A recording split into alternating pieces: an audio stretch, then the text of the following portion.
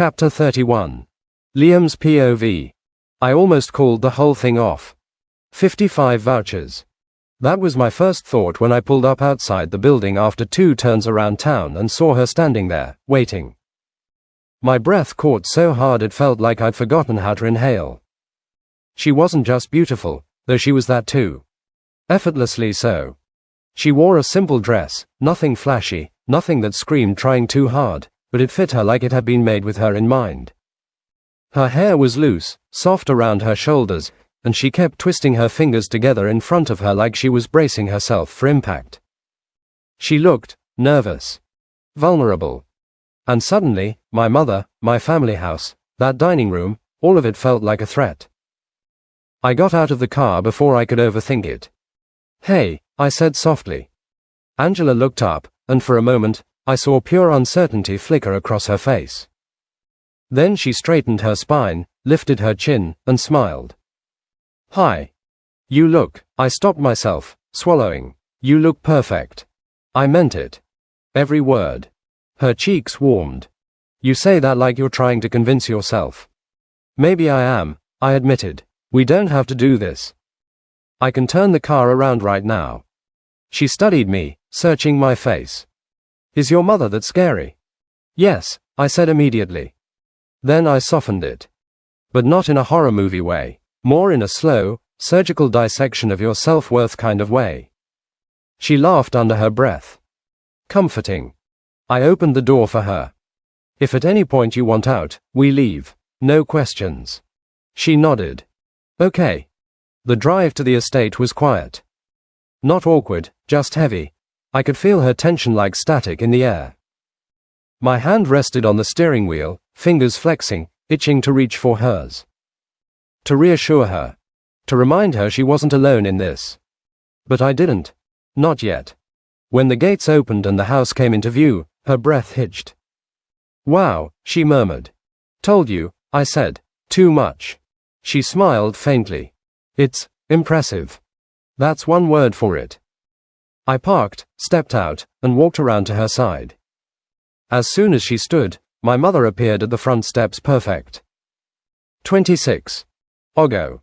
12:09 Monday, January 26 G. Chapter 31. Posture, tailored dress, expression already sharp with assessment. Angela froze. I leaned in slightly. "Remember," I said quietly. "You don't owe anyone anything.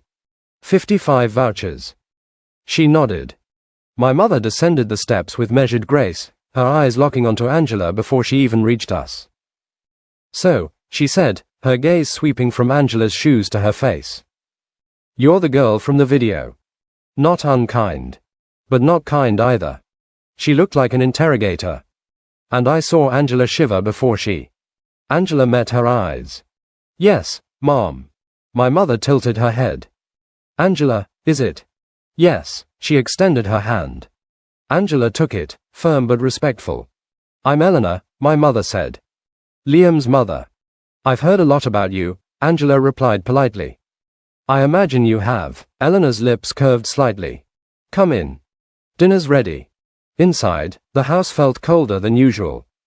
My father stood near the dining room doorway, hands clasped behind his back. He nodded once at Angela.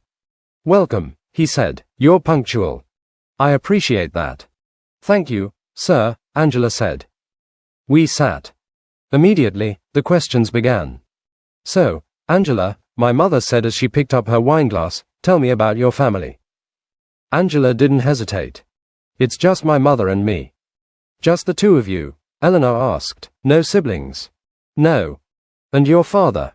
Angela's fingers tightened briefly around her fork. "He passed away." "I see," my mother said smoothly. "What did he do?" "He was a teacher." My father interjected calmly. "And your mother?" "She works in healthcare." "What kind?" Eleanor pressed. Angela smiled politely.